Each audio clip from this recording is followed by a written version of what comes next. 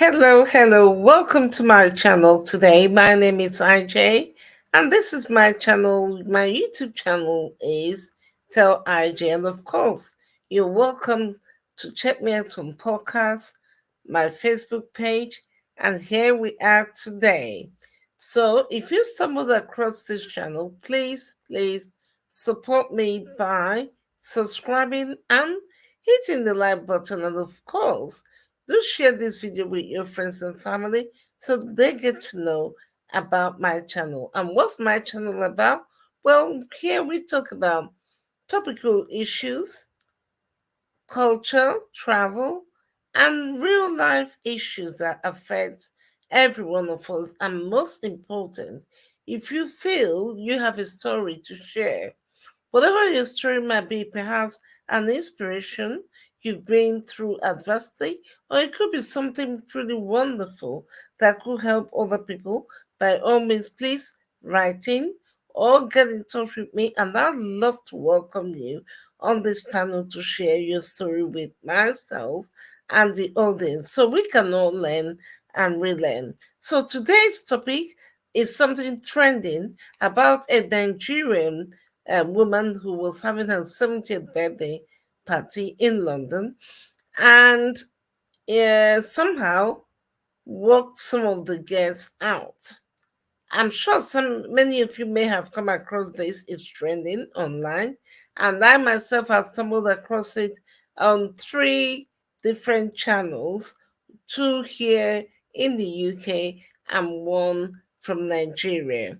Now, I'm as you guys know, my contents are more, how can I say? I like to think my content, is all about literally most topics, like I said, that affect everybody in everyday life.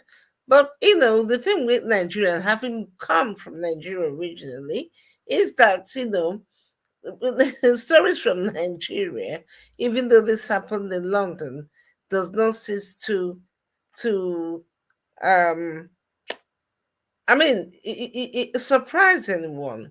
So apparently, from what I've gathered from three different sources, it happens clearly someone within the party happened to get a snapshot of the party, which, if I'm able to, because of copyright issues with YouTube, I'll try to get a little extra to insert here for you.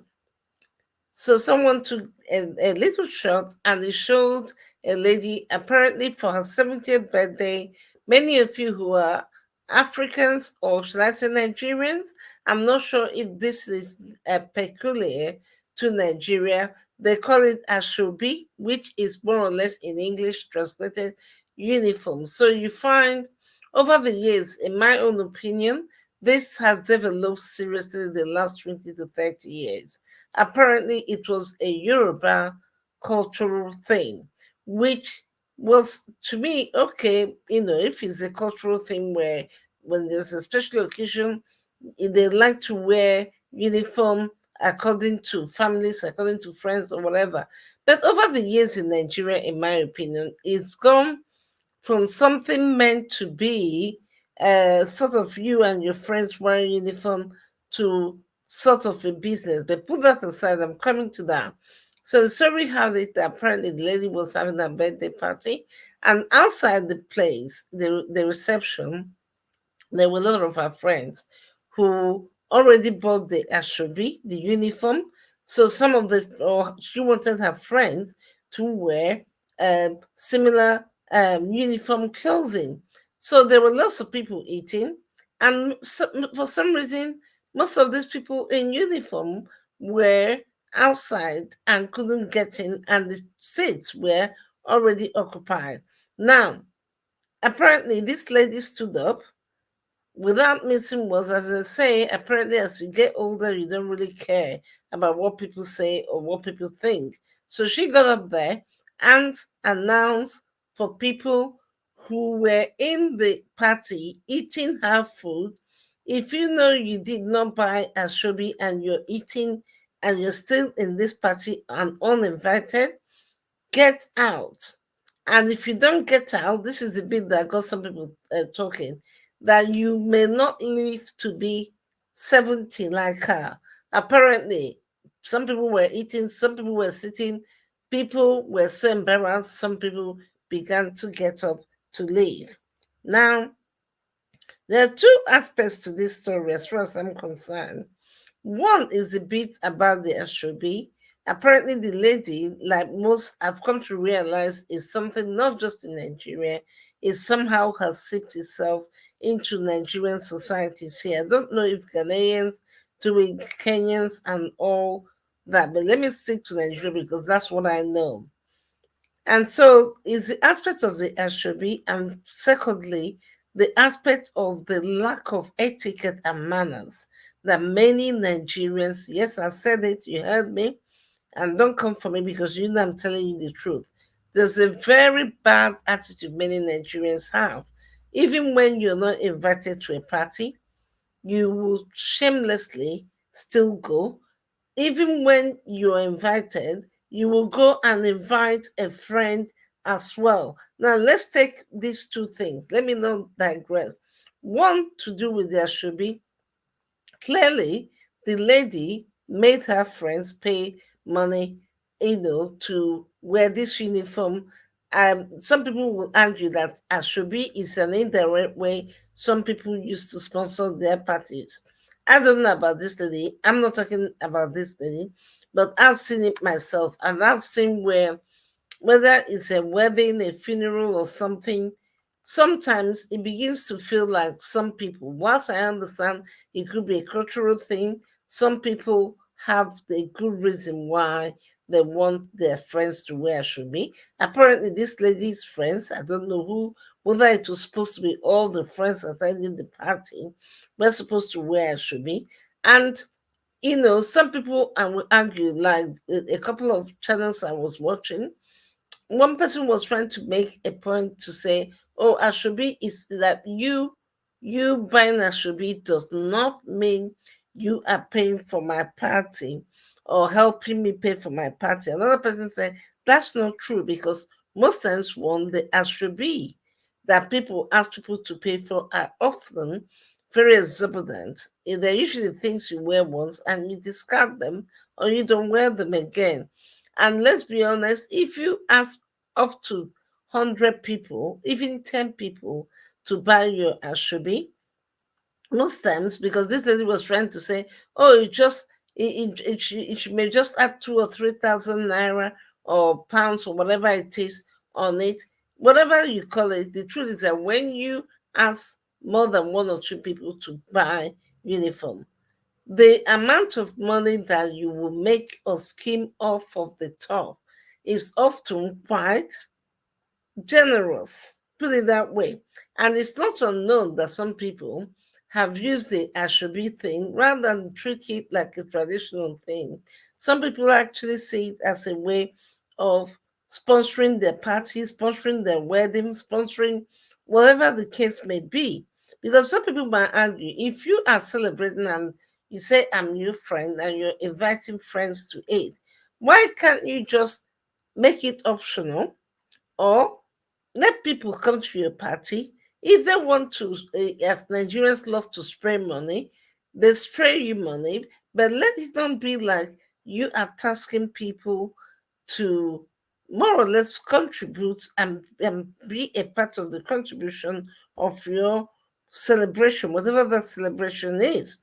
And I've also come across where people, including women, will use so for example, their daughter's wedding. Oh, my daughter is getting married. Oh, all my other friends have contributed to Asoebi.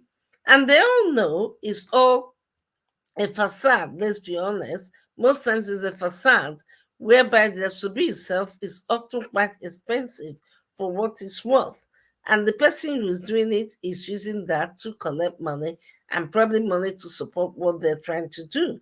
There's some people might argue, if you don't have money to throw a big party or hire a hall, especially in London or US, or in fact most big cities in the world, it cannot be that cheap. And if you don't have money to accommodate or feed people, then don't throw big parties. So, these are the things I've been hearing. But, going back to the lady, I'll come back to her anyway. The other second point coming from this whole incident is the bit about etiquette. Now, what always beats me about we Africans, especially my Nigerians, especially those ones who are in diaspora, who you would expect to have better manners, better understanding. After all, when many of us were growing up in Nigeria, or you went to school, what did your parents send you to school to do? Often we were taught, and things were done towards British standards. Is that not correct? Therefore, you would expect, like many who traveled way before you, in the times of our fathers, often when people traveled, they came back with knowledge, they came back with a bit of refinement, they came back with a bit of etiquette, they came back with a bit of knowledge. So you would expect the ones who are living in London, in America, in Europe, wherever they may be, to be a lot better in the way they behave than the people they left behind. And there's no doubt in my mind that in that party, the fact that the lady found out that some of her friends were stuck outside and couldn't get in. And there were people sitting down there eating food, and most of them not in the Asoebi. Apparently, she was expecting many of the people to pay for. So just that, you see this a lot in most Nigerian situations, um, whereby somebody is having a party. Often about 20%, if not more, of people you see in a party are not even invited. They're not even part of the party. Therefore, what will make you, because I know many of you living in London, in Los Angeles, in Atlanta, in Germany, you most people do this and is wrong. Because especially when people, one, everybody these days cries about cost of living, whether you're in Nigeria, in Europe, in North America. Secondly, people who are living abroad who should know better. When you're invited to a wedding, a party, or something, you carelessly and freely ask a friend, "Oh, do you want to come?" And you just take somebody without even considering the person, the celebrant who's having this party is someone who, like you abroad, has worked very hard for their money. Who, like you abroad, you should know that when people are having something like a party or anything, everything is calculated to a T. It's true because that's the kind of lifestyle we all live. Nobody has the kind of time or money like most Nigerians who would not necessarily have to pay huge tax or account to you for where their money is coming from. Therefore, you would expect someone who's abroad to be more considerate of another person. Instead, most people who are not even invited to a party will go along, shamelessly sit down, eat the food that has not been budgeted for them. And I would suspect that's what happened to this lady. The fact that her guests who were wearing a Asoebi, who clearly probably paid expensively for it, could not get in, and yet the seats inside the reception were all filled up. Needless to say that and said apparently one man was having a swallow something. When the lady spoke, you could see it in the camera where his hand dropped and there are people like this all over the place who keep cake crashing. Compare that to Europeans or even the people of the land. I'm in London right now. Our culture here, you would not, I know, unless you're very stupid, you would not attend an English person's party unless you are invited. And more so, most Nigerians have this very bad habit. I've heard many people complain about it, so it's not me coming here to tell you. Even when you invite people, often you put RSVP. But do people RSVP? Well, you'll be lucky if you get about 30% or so giving you RSVP. Because often you find that you, the celebrant, that should be waiting for them to call you, sometimes in panic, you're the one even calling to ask someone, are you coming to my party? Are you coming to so and so? And it's wrong. And often, even apart from people that travel, these are mostly people who are supposed to be educated, people who are supposed to have traveled. And you have to ask, where is the etiquette, the common sense, the manners? Where are your manners? And if you're one of those people that have been doing it, I urge you to stop. And no one is too big to learn. Get some respect for yourself and show some of the qualities of what you have learned in your education, in your travel education, in your university education, and stop get crashing parties. And if somebody invites you, do the due diligence, do the right thing, and call someone to say, I will be coming or I will not be coming. Let's stop and start changing the mindset and stop wallowing and joining ordinary people who don't know any better. Rather than doing better, you end up doing even worse than the village man from where you came from. So, going back to this lady, I wish her nothing but the best. While some people might criticize her for using a curse in what she said, one can almost, in a way, understand her frustration, although I'm not personally a great advocate or in favor of Asoebi. The Asoebi thing, in my mind, some people have taken it to a whole new level, but that's another topic for another day that I will talk about. Anyway, let me know what you think about that video, if you came across it, or do you think it's okay for someone to tell guests who have not been invited whilst they're eating, whilst food is being passed around, to leave the party if you're not invited? Do you think it's okay? Or do you think that she could have handled it somehow differently? Whatever your opinion, I'd love to hear from you. And if you're from Nigeria and you know something, or there's something around Asoebi, or this this recent video going around that you'd love to talk about, I'd love to hear from you. And please don't forget to hit the like button, subscribe, subscribe, subscribe. So when I drop the next video or any new video, you'll be amongst the first to know. And thank you so much again for stopping by. My name is IJ, and this is my channel, Tell IJ. And of course, don't forget to share my video with your friends and your family so they get to know about my channel as well. Thank you and bye bye. See you next time. Bye.